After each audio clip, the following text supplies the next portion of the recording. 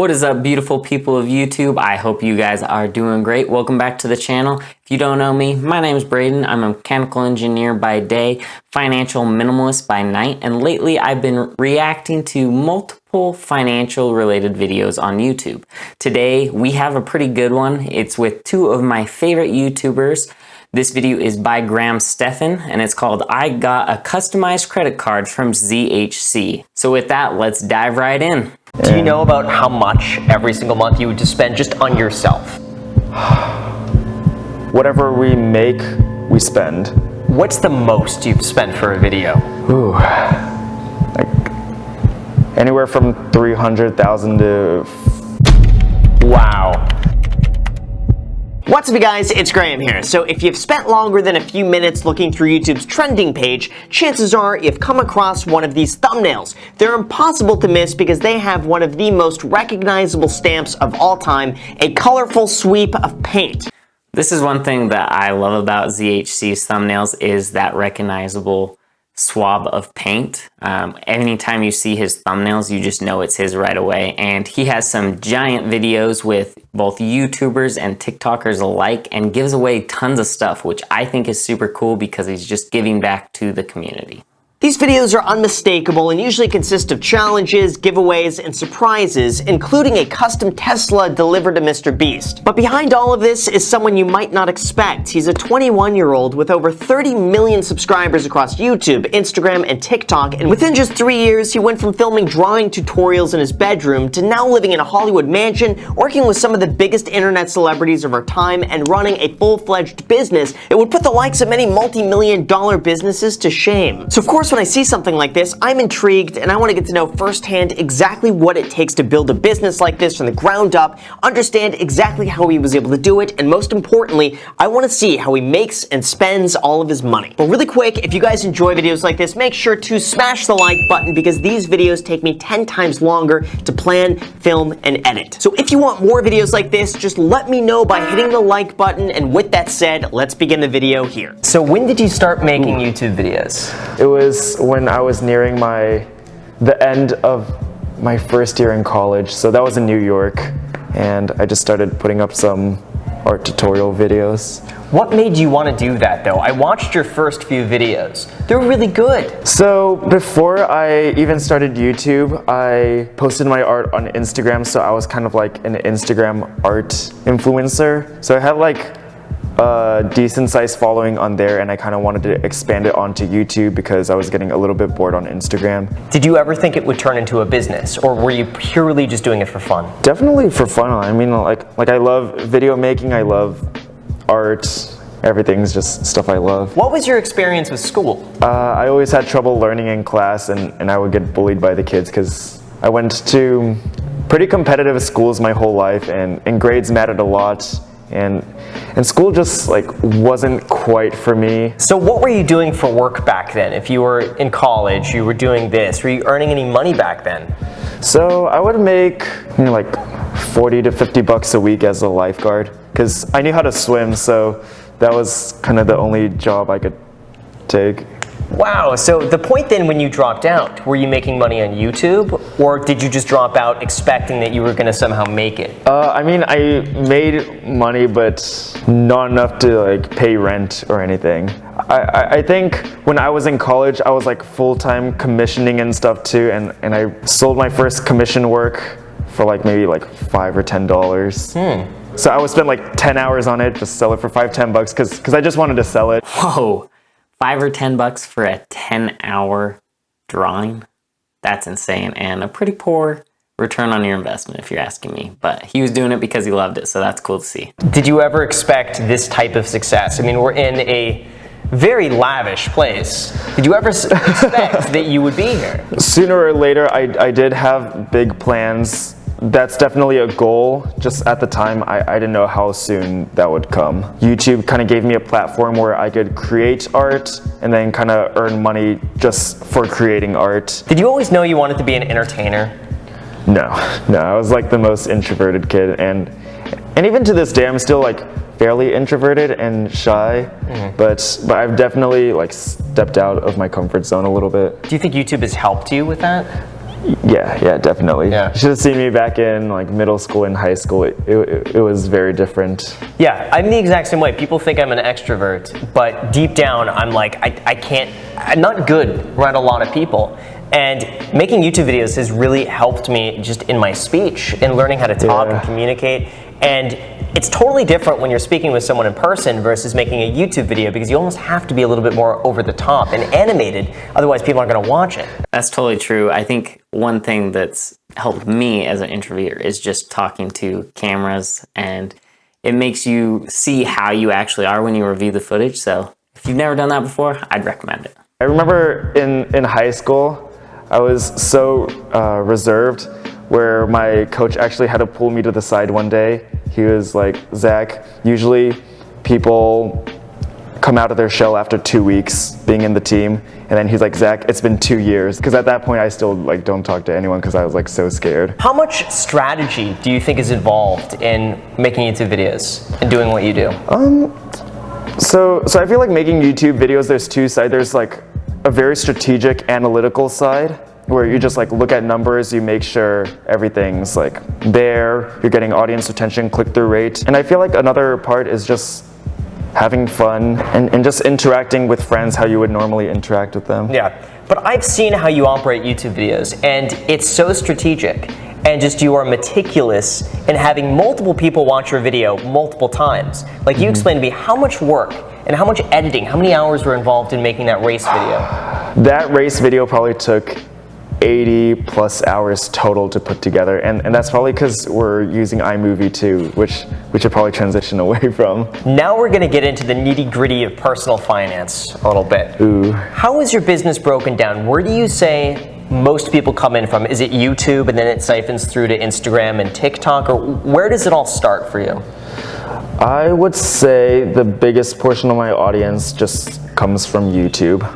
After that, I would say TikTok. And what would you say your main source of revenue is at this point? So right now, I say most of our revenue comes from YouTube ad revenue. We're trying to diversify it a bit, but as of last year or so, it's been YouTube ad revenue, and obviously there's sponsorships, which contributes to quite a lot of that too. Now, what I found really cool is that you run this very much like a business. How many people now do you have working with you? So when I first started, it was just Michelle and I. I hired a couple employees, and then I quickly realized that hiring and firing wasn't my strong suit, because I was always feel too bad to fire someone because I almost treat them like my friends. That's why I delegate that to Michelle now, because I don't want to. So Michelle could be the bad guy here. Yeah, pretty much. So we have Michelle. Yep. She knows exactly what I would need, and then we have a house manager that works closely with Michelle, and then we usually have 1 to 2 assistants that. Just because it's a big house, we have so many employees, we need cleanup, we need setup, things like that. If we have big projects, they help move things around. We're getting a production manager and a production assistant, so that would be more for videos. They would help plan stuff out. And then right now we have 4 editors. Whoa. A month ago we had 0. Wow. So it was just Michelle and I editing our videos. We usually have around 2 to 3 full-time artists, and then we get a lot of freelance artists as well. That's insane. I don't know, just from my perspective, every time I watch a YouTube video, I think that it's just like one person, the main person on camera usually editing the video. I think there's a lot of channels that are still like that, but more and more they have this full team that's actually working with them, and I think it's awesome to see ZHC has that, because his channel has exploded over the last year, maybe year and a half. It's grown like exponentially from where he was. So it's cool to see him scaling up the business side of things along with the growth of his channel. Now, that sounds expensive. Yeah. Do you know how much that costs every month? So for spending, I'd say whatever we make, we spend. Just kind of as an investment, we put straight back into the business. So if we get $1,000, for example, 1,000 would go into business. If we get 100,000, 100,000 goes into the business. Obviously, we keep taxes and stuff into consideration. Right now, we need to pay ourselves too, so we can't put that back in. But other than those things, everything just goes back in, goes to giving away stuff, making studio spaces to make the videos more enjoyable for the viewer. That's good to see, actually. I think a lot of the bigger YouTubers right now, Mr. Beast comes to mind for me, is from the beginning, he's invested pretty much every dollar he made back to growing his channel. And so ZHC probably heard that from Mr. Beast, I would imagine, and then incorporated the same thing in his business. And it's definitely paid off because he's got a huge channel these days, and he's grown like crazy on TikTok as well. How much money do you spend personally? Because you were mentioning some fancy restaurant spots that I don't even go to. So you've got me to spend money today, which is unheard of. So for restaurants and stuff, if it's not for business, I'll eat like the most basic things ever. Usually for my clothing, in my videos, I'll just wear nice clothing because I want to look presentable. But if you see me normally walking around the house, I just have like $5 shorts, $5 shirts. That's all I need. Do you know about how much every single month you would just spend just on yourself? On myself? Just you. Without business? No business. Oh man. $1,500 on food. So otherwise, it sounds like it's maybe about $2,500 a month. Would be your personal spending between food and other little miscellaneous. Approximately, I'd say. I'm pretty frugal with my personal life. Just when it comes to YouTube, that's not how it comes across as. Yeah. Where would you say you waste money? I almost wouldn't say it's wasted money because sometimes you just got to take a risk. Let's say a big video, I know it's only going to make 100K and I'm spending 200K, it's 100K loss, but I feel like sometimes it's worth a risk if it's like a huge thing you're trying to do. What's the most you've spent for a video? Ooh. Anywhere from 300,000 to 400, 500,000 maybe. Wow. That's like Mr. Beast type of money right there that he's spending. That's insane. Just to think like someone could buy a house on the amount of money that he is spending on one YouTube video, one like 15-minute YouTube video probably. Someone could buy a house. A pretty nice house, at least around where I live. That's a substantial amount of money. Do you ever get worried you're going to spend so much money on a video it's not going to be a good ROI? I feel like I take smart risks, so I'm not 100% sure if I'll make my money back or not, but if it's a really good video, it goes big, people really enjoy it, they come back for more, I see that as a win. What are your thoughts on personal finance? So I actually don't manage that much of my own money.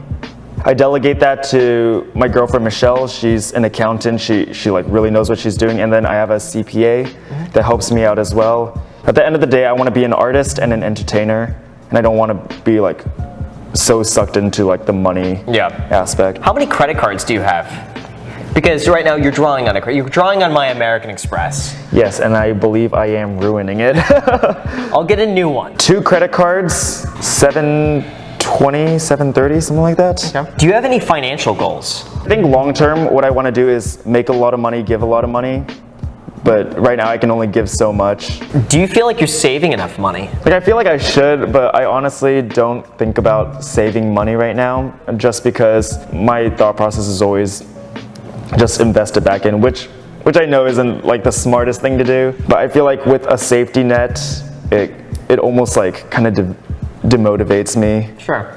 That's one thing that's interesting to think about is I personally am a financial minimalist, so I love having money in the bank that I can just know that's there in case whatever hits the fan. I don't have to worry about where my next meal is going to come from because I do have money in the bank, and that's something I'd like to see bigger YouTubers or content creators do, is just have something to fall back on and not spend a ton of money on themselves.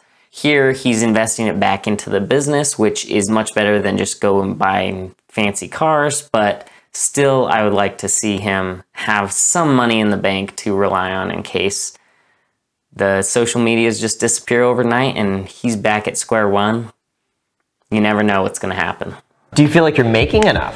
For me as a person, it's more than enough, like way more than enough than I could ever need, honestly. But from like a business point of view, we want to grow the business bigger. So from a business point of view, no, but for what I'm doing personally, I think I'm grateful. And how many hours would you say you work in a week? A typical work week would be close to 100 hours. 100 hours? That's insane. How many hours is that a day? Man, I can't even do that math. So it's actually 14.25 hours every day, which is basically like, at least in my life, I like to get 8 hours of sleep a night. So that'd be like working from the time I wake up to the time I go to sleep, which it's definitely paying off because his channel's growing. All of his content is great and it's good to see, but that is not a very good work-life balance unless he lives to work, which he probably does because that's what he's doing. Well, I feel like success is very relative. I feel like I haven't gotten there yet where I would consider myself super successful. At the end of the day, if you think about it, like my business is kind of like a small startup. But when you're passionate about something and you're working hard, it almost doesn't feel like work. It's more like you have fun really hard for 14 hours and you get rewarded for that. But I would love to just pick your brain at some like investment stuff. You're the expert when it comes to investing, when it comes to financial stuff like that. So I would love to learn from you. I would at least just siphon off, even just take 10% of just what you're earning overall. Just take 10% of it, throw it away in an index fund, and just forget about it. Just pretend that money doesn't even exist. It's a concept that's called pay yourself first. It's you're the first bill that you pay. And that's it. Just if any money you get, just 10% goes to you, invest it, forget about it. Doesn't even exist. Lock it away for 20, 30 years. I think you'll be super happy you did. I think that's incredible advice. I think 10% is a reasonable amount. Probably with the amount of money that ZHC is making, that's going to be a good portion of money that he can rely on if something were to go bad. But I think that's great advice, just to put something away and pay yourself first before you spend it, because that money is going to get spent somehow. So you might as well spend a little bit on yourself first so that you have something to rely on moving forward. Yeah, my parents always say that. I feel like it's tough for me because I always have the mindset of like, I'm able to put that 10% back in my business, so I kind of don't want to save it for myself. I get it. I think it's just having that small little safety net. Yeah. Just to try to make the most of this time while you're still growing, because I think there is a risk in there's so many variables with something like this, and just at least securing your future right now, because it's guaranteed at this point. Do you have any advice for people who see you in your position and want to do something similar? Be passionate, have fun doing it. Otherwise, I feel like unless you're extremely passionate about it, you're going to burn out and you're not going to be able to go long term. Also, at the end of the day, don't forget to give back. Remember where you came from. Just because you have like a ton all of a sudden doesn't mean like you're better than anyone else and stuff like that. So yeah, if you guys are new, subscribe to Graham because he's a very cool guy and he's not forcing me to say this. You've also got to tell them to destroy the like button for the YouTube algorithm. Make sure to destroy the like button for the YouTube algorithm. There we go. All right, so that's the video. I will say this ending part was super great to see. ZHC seems like a great person, has a good head on his shoulders. He's only 21 and he has huge growth recently. And so it's great to see that he's not forgetting where he came from and he does give back to the community that he's a part of in order to grow his channel himself. So that's it for this video. If you liked it, give it a thumbs up, subscribe. You guys know what to do, and we'll see you in the next one.